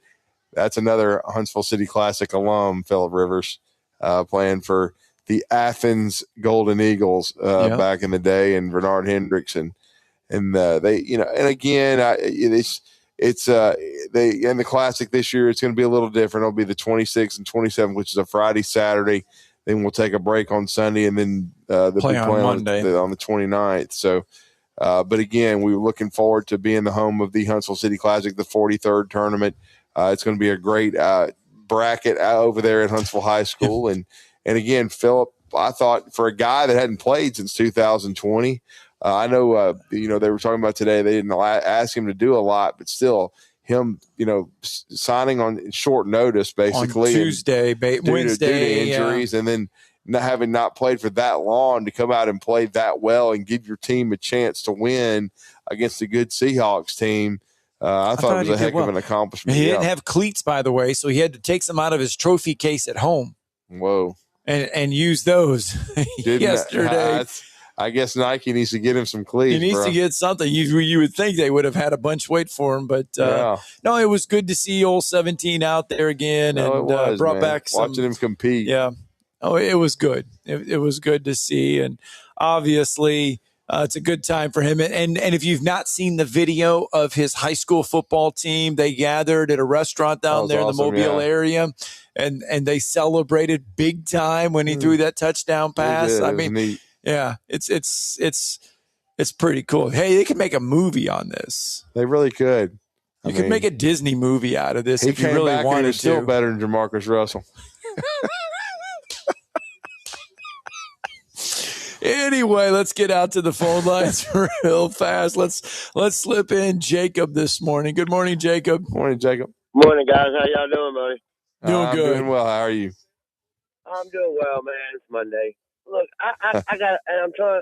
I know, Drew, you may be the same way as me a little bit, but take off my crimson colored glasses, man. Well, before I start on that, Bama B-ball. The guy called in earlier this morning, and I usually like the guy's calls and everything, but I don't understand. That was the number one team, and this is basketball. It happens, like you said, without Callaway and shooting ability. We just were kind of down. And basketball is different this year. It's like the guy, Michigan, beating a top 10 team by freaking 30 points or whatever it was. But before I go to football, y'all tell me what y'all think about that. Are y'all as disappointed about basketball? I'm not early in the season. I wondered if y'all were. I'm not, because the calendar. Here's my thought. The calendar hasn't even flipped to January yet. No, you haven't even gotten into conference play yet, and so basketball is a long season. And I think sometimes and Drew, tell me if I'm wrong. Sometimes in November and December, especially Alabama and Auburn fans, we have football mentality early on in basketball season where if you lose a game, you start hitting the panic button because you have that football mentality. Yeah, I mean, there's no doubt. I think that there's no question that sometimes people overreact, and you're not going undefeated in basketball, and you're going to have bad nights. And when you play as tough a schedule as Nate Oates has played, you're going to get exposed. And especially Alabama's had more injuries than a lot of teams, man. The injuries have been a big part of this, and they're still not even cohesive completely. So we'll see when they get cohesive how good they can be. But right now they certainly aren't as good as Arizona. But again, March is a couple months down the road, man. So there's still a lot of basketball to be played. I agree. I agree with that so much. Let me ask you this, Drew. Take off crimson colored glasses like I'm trying to do. The Oklahoma game was one of the worst games we played all year. I mean, horrible. The kicking game was crap. I mean, turnovers. We had a pick six. For some reason, we take out Mr. Dependable and put in Hollywood back there, and maybe trying to get a spark, whatever. But he fumbled the dang punt. Pick six. I mean, could we have not have done anything else to lose that game the first time? Like, to me, as long as we play just a little bit dadgum better, we should be. To me, I think Vegas is eating this up because they're thinking Bama's fixing to crush Oklahoma. And I know at Oklahoma, and when I say crush, 7 to 10 points. Defensive battle. I hope Mason Thomas is not back. But do y'all not agree that we did any and everything we could do to lose that game? And as long as we play a little bit better, it should be a different outcome. Don't y'all guys think? And I'll hang up and listen. Thanks. Well, thanks, Jacob. But I think we've said it before. If the key was Oklahoma played clean last game, Alabama didn't. And Alabama lost the game 23-21. Oklahoma is certainly a hell of a defensive team, one of the best, maybe the best in the SEC. We'll see if they have our Mason Thomas back, but they can certainly rush the passer. They force a lot of turnovers. They are aggressive, so they're going to be tough. But I do think if Alabama plays clean, they'll have a chance to win it in the fourth quarter. And if they win the turnover battle, I think they'll win the game. But that's going to be the key. This didn't happen in the Georgia game either. Alabama's defense has to this time flip the script and take the ball away. If they create field position and give their offense some short fields like Oklahoma had, then I think Alabama can win the game.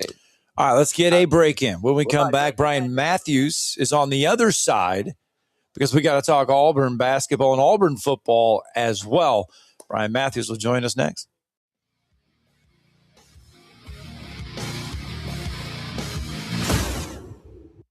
You're listening to Talkin' Ball on 97.7 ESPN The Zone. Travel accommodations for 97.7 ESPN The Zone provided by University Kia.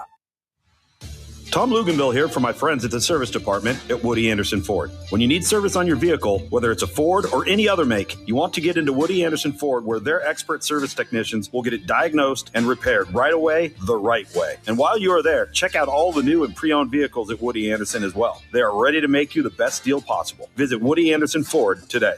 Woody Anderson Ford on Jordan Lane in Huntsville, Hughes Road in Madison, and online at WoodyAndersonFord.com. If hunting and outdoor recreation are your passions, it all starts with the right property. That's where I come in. I am Bo Butler with Southland Realty and Auction, a hunting and recreational land specialist and a Jackson County native who sees land through a hunter's eyes. Just as you trust your guide on a big game hunt, you can trust me to find the perfect property for you. Thinking of selling? Let me help you make your land attract buyers. Remember, Bo knows land. Call me at 256-609-0512.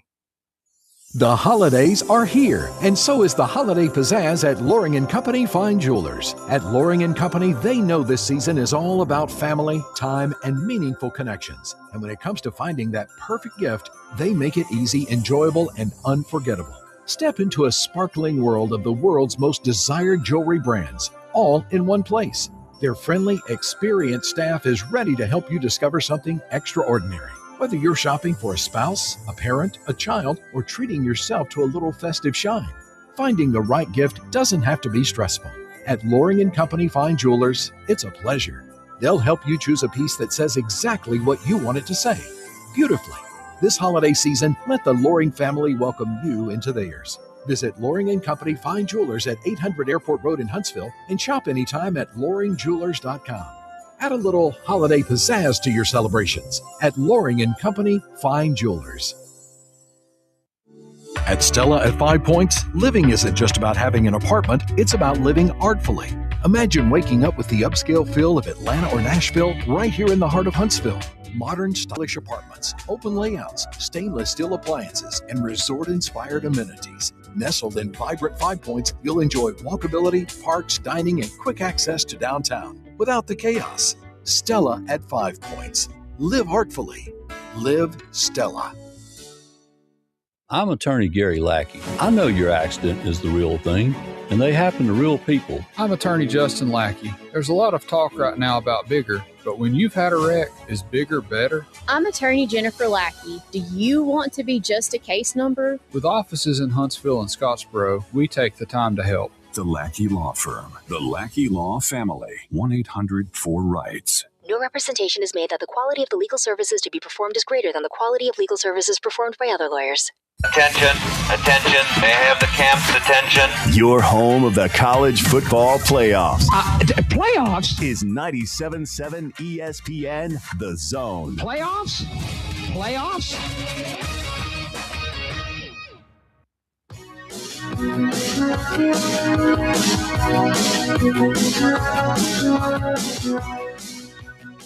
Welcome back, Talking Ball 97.7 ESPN The Zone. How about a Monday morning live from Bill Penny Toyota Service Department? That we are. And I'd like to tell you it's 8:36, and I'd like to tell you that it's kind of warming up outside. And indeed it has. We're up to 23 degrees right now, so it has warmed up a little bit since we started the show. But anyway, the Auburn Tigers do pick up a hardwood win on Saturday over Chattanooga. Stephen Pearl still talking about the defense. And it's interesting because I say that only because, you know, he was the defensive coordinator under Bruce Pearl. Yeah. But they have not named a defensive coordinator. He is still running the defense. So I'm wondering if he's going to hire someone next year or if that's still going to be the long-term thing. But we got that to talk about. And Alex Golish really looks like he's finalized a staff down on the Plains. Yeah, and we are gonna start off with our next guest. Since 2001, has been covering the Auburn Tiger beat. He is with Auburn Sports, which is part of now Rivals and On3. Auburn was in the Holiday Hoops Giving, which they've been many times in Atlanta. Once again, they took on the Chattanooga Mocs. It was kind of cool if you're a Huntsville High guy, and certainly I am, but they faced off against each other, Scott. Josh Bowman got some floor time for Chattanooga, and we know Simon Walker as we know him and his family so well. They both got a chance to play against each other, which is really cool. Walker was able to score 6 points in 6 minutes. Once again, he's taken full advantage of the time he gets on the floor. He made a couple of threes, and then Josh Bowman did play 16 minutes, had 8 points, 3 of 4 from the floor with 4 rebounds and an assist. Did commit 4 fouls, was in foul trouble, but Big Josh got a chance to play quite a bit for the Mocs and Dan Earl, and they played Auburn competitively. It was a 92-78 game. After the game, Stephen Pearl extremely outspoken about the defensive struggles you just talked about. Yeah. But we're going to talk to Bryan Matthews about that and more as he's been kind enough to join us on the Neighbors Wealth Management Hotline. Bryan, great to have you back. I hope you're having a great holiday season. And, again, hope you had a great birthday weekend, man. I know you just turned 30. Congrats. Oh, I appreciate that. Yeah. I think 39 is the correct age. Yeah. But, yes, thank you so much. Everything's good here. And, just looking forward to covering this brand new group of coaches and brand new era of football here at Auburn. And, as you mentioned, Stephen Pearl is still trying to get his team to play, to step up their game defensively, I think, more than anything. Yeah, Bryan, what about this coaching staff, though, for Auburn? You bring that up. Is there a name or two that you're kind of like, wow, I'm kind of glad that they brought him in? Well, I think the biggest thing was, retain DJ Durkin and then retain Vontrell King-Williams. I thought Vontrell is, a really talented young coach there on the defensive line. I think that group really responds to him. And to me, that group has played above, I think, their talent level many, many times just because the way he gets them fired up and out there playing. So I think that was important. I think it's just nice to have Cody Burns back here at Auburn. Our Auburn guy caught the touchdown in the national championship game. Coached here for several years under Gus Malzahn, so it's good to have them back. And then Larry Porter is also a returning coach here, was here for a few years, and he's really a highly respected coach that's worked at a number of schools around the Southeast. So, don't know the other guys a whole lot, but, it seems like, Golish has surrounded himself with a lot of guys that he has really strong and deep relationships with. Yeah, and then the other thing we're watching is the transfer portal. Now, we can't talk about additions as much until when the portal opens on January the 2nd. Now, a kid can commit, even though it's tough because you can't visit right now. You can't until everything officially opens. But we have expected some attrition, and there has been guys, it seems like, every day hitting the portal. Interesting that now I wasn't surprised at all about Perry Thompson, but I was a little surprised that Malcolm Simmons did it so quickly, even though there's not to say he couldn't come back. Yeah, that would be the one that I think Auburn has tried to keep more than any of the a dozen guys so far that have said that they will enter the portal when it opens, I believe, on January 2nd. But it looks to me with Perry Thompson, Horatio Fields, Malcolm Simmons, and they may not be done losing some wide receivers, that room is going to have to be rebuilt in some ways, although there's a good chance, they could keep Cam Coleman, Eric Singleton possibly if he returns. So you have something to build around there, and some of their young guys that brought in over the last couple of years too. Of that, DeAndre Carter, favorite Edwin, or two guys that just haven't played. Yeah. DeAndre's been here 2 years. I think Edwin 3 maybe. Mm-hmm. So I'm not surprised there. DeAndre's from California, so would not be surprised to see him moving closer to home. We'll see. But of the other guys, I think a lot of those guys are more guys that, either didn't play a lot, or when they did play, they didn't really produce at a very high level. And no shock that Jackson Arnold goes into the portal. I mean, that's not a shock there. Now the other ones, Ashton Daniels and Deuce Knight, their names. I mean, it's still early, but neither one of them have their names in the portal as of right now, right? That's right, and that's going to be the most interesting position to watch, I think, early on, because I do think that Auburn is going to target the USF quarterback Byron Brown. If he does indeed enter the portal, which we think he will. We're almost sure he will. And what happens when Auburn does that? How does that affect Ashton, who you think it affects the most because he only has 1 year of eligibility? And then could they bring in a veteran quarterback like Brown and still retain Deuce Knight? That would be a question to watch. So that will be interesting. I think they're going to have to look at the defensive line. They need depth there. They need some players there, especially at the edge pass rushing position for sure. And then offensively, I think there are a lot of holes. The tight end room is just really in a tough position, talent-wise, depth-wise, everything-wise there. So that room almost, to me, has to be completely rebuilt. And I still think they need better offensive linemen just overall, talent level-wise. Let's see, we talked about wide receivers. And then running back. They need to go out and get some better running backs, in my opinion. That's been a position they've got some good players in, but not really gone after the top recruits there. Certainly, Jeremiah Cobb had a good season, and I think he'll be back. But they've got to have some more bodies behind him. And that's what I was going to ask you. Does I know I thought he was underrated, Jeremiah Cobb. Does he have another year of eligibility? Because it's hard to tell now with all the appeals and everything with these extra years. And I know there's a lot of talk about guys now getting 5, but what is his situation? I thought he did. Maybe I read that wrong, but yeah, I thought he was going to be back. Well, I'm because I can't. It's hard for me to tell because I thought he was a senior listed as one, and he never redshirted.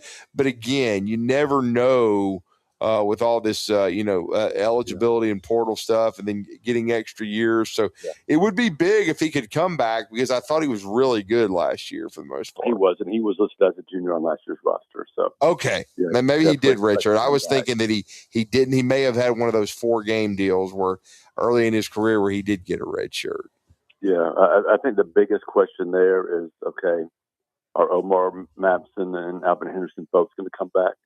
That'll be interesting. What about Jarrell Robinson, who, I see the talent there, but he seems to really have the trouble, staying healthy right now. So how does he fit into this? So we'll see if there's not some turnover there. Yeah, no doubt about it. And then and some interesting moves too, because I know your colleague Justin Hoganson confirmed it, and we had kind of seen it coming out of the weekend, but we're talking about the coaching staff movement. But I know Marcus Davis, an Auburn alum, he was very popular. There's been some thought about him moving on. Now that he wasn't retained, is that going to affect the wide receiver room? And now he's been hired by John Summerall at Florida. Right. It could. It certainly could.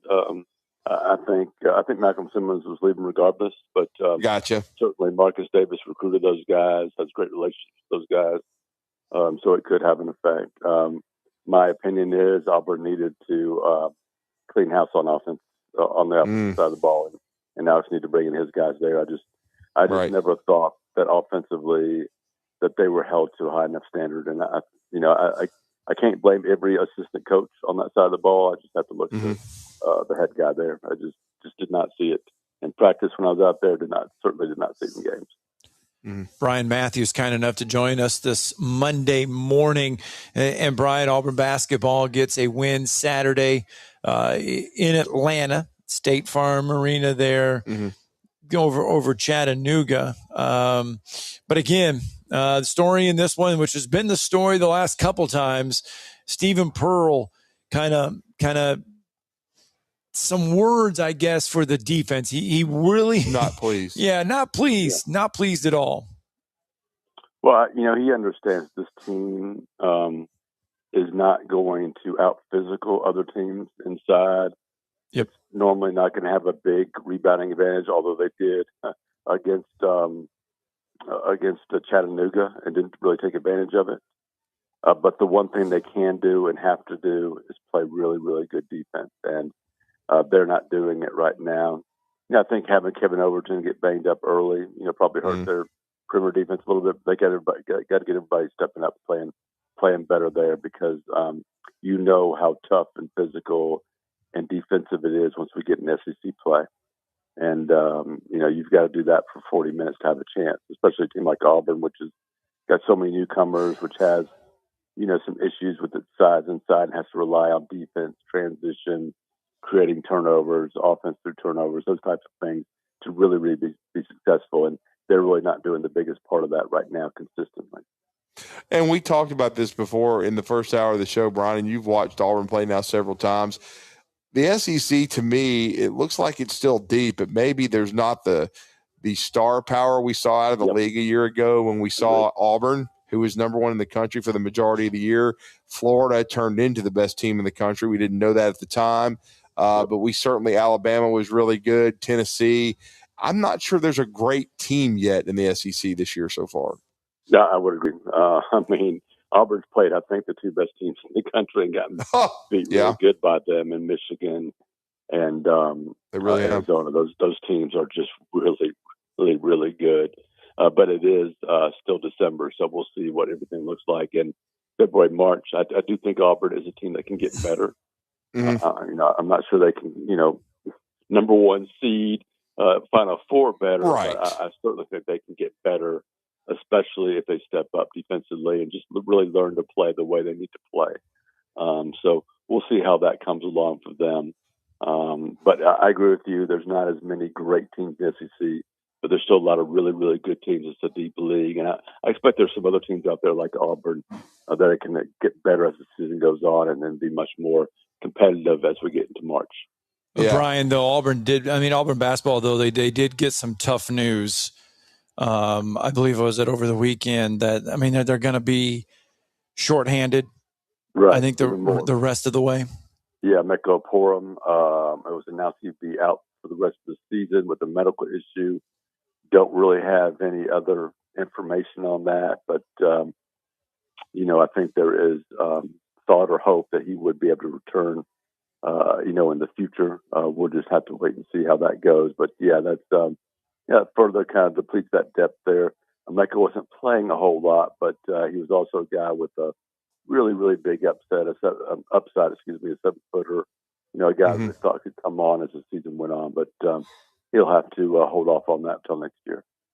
Yeah, Alabama going through the same thing with Onyejiwaka, so it's kind of interesting. And Alabama and Auburn both kind of having the same issue. Neither are the most physically imposing teams, and both are having to kind of piece things together on the front line. Though Keyshawn Hall is a really good player for Auburn, and Alabama certainly has really good guard play. But I still think both Alabama and Auburn can be top half of the SEC teams and get back to the NCAA tournament, which I think is what both are looking to do. But Brian, we always appreciate the time. Let everybody know how to follow you. And I know coaching staff movement, transfer portal, and then again, there'll still be recruiting going on as well. Alabama just got another signed a JUCO kid. So it's interesting that, additions can continue to be made. Well, Auburn is now being picked to there you go. Add another offensive lineman, the Bearman Warder, who decommitted, I guess got out of the NLI from Michigan. I guess here. Yep. So I think Auburn, he is from over there in Georgia, interior like an offensive guard. So he is one just to keep an eye on here in the next couple of days. Well, and you talked about that, needing to upgrade the talent level of the offensive line. Oh, very much so. Even the moves they made in the offseason last year with the two tackles coming out of the portal, I just didn't see it. I just didn't see Auburn's offensive line really winning enough battles and really, taking it to other teams. And I think part of that was due to the offense. But you can't give up that many sacks in a season and be called a good offensive line, in my opinion. Well, good stuff, man. Let everybody know how to follow you, and we always thank you for the time. I appreciate that. You can check us out at auburnsports.com. We'll you have tons of coverage of the staff as he puts the finishing touches on that.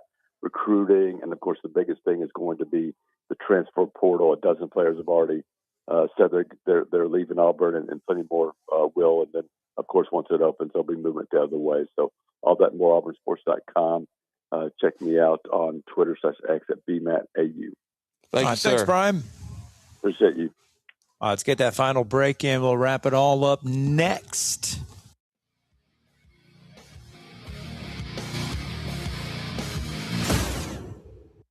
You're listening to Talkin' Ball on 97.7 ESPN The Zone. The crimson and white jerseys. Front court to the rack and the flush. The sound of a buzzer beater. Got it to go as the buzzer sounds. The Roll Tide chant from the crowd. It can only be Alabama basketball. Join the Alabama Crimson Tide right here on your home for Alabama basketball. Listen to Alabama basketball all season long on 97.7 ESPN The Zone. The company is Eagle Masonry and Insulation, but did you know they're also Eagle Landscaping and Dirt Work? Eagle can take care of all your landscaping needs, including irrigation, sod work, and planting, both plants and trees. On the dirt work side, Eagle can grade and build your pads, haul dirt in or out, and even do erosion control. Philip Love and his team can do it all for you. The website is the same, insulatewitheagle.com, as is the phone number, 256-755-1556. Give them a call and see what Eagle can do for you. Eagle saves you time. Eagle saves you money. Tom Abraham here for my friends at All About Water. Crazy name, huh? Well, let me introduce you to them. All About Water is the top pond builder anywhere in the Tennessee Valley, and that includes remodeling or cleaning out existing ponds as well. They also have monthly maintenance plans for your pond. Don't have a pond? Well, how about a fountain or water feature for your property to bring that soothing sound of running water to your happy place? On the other hand, maybe you have water on your property that you don't want. Well, Ryan at All About Water is all about water, so he could take care of that as well. He has a background in fluid dynamics, and what that means is that he can take care of any water issue that you have. Finally, how about that irrigation system that you have or that you want? Well, they do installs and maintenance and repairs on those as well, because they are all about water. Learn more at allaboutwaterllc.com. That's allaboutwaterllc.com. This segment of Talkin' Ball is brought to you by University Kia, the #1 volume Kia dealer in the state of Alabama. Located online at universitykia.com.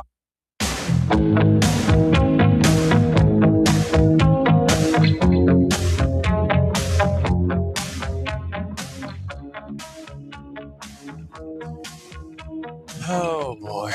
8:55 on a Monday morning. Hey, don't forget, tomorrow,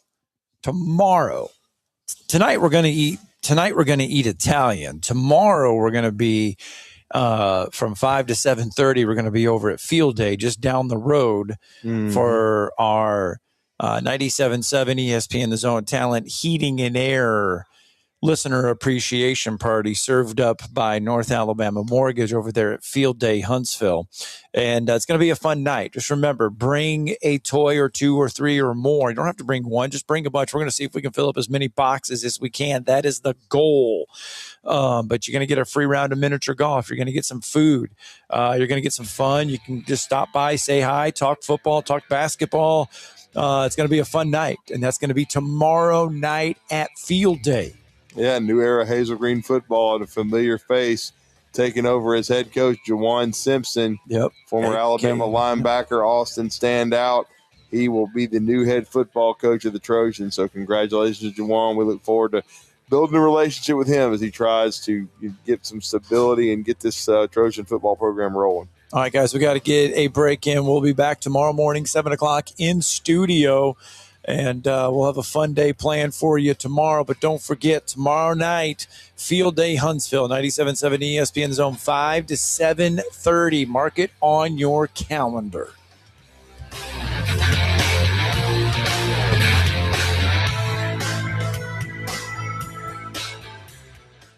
Well-informed truck and SUV buyers wait all year for this moment because they know the year-end deals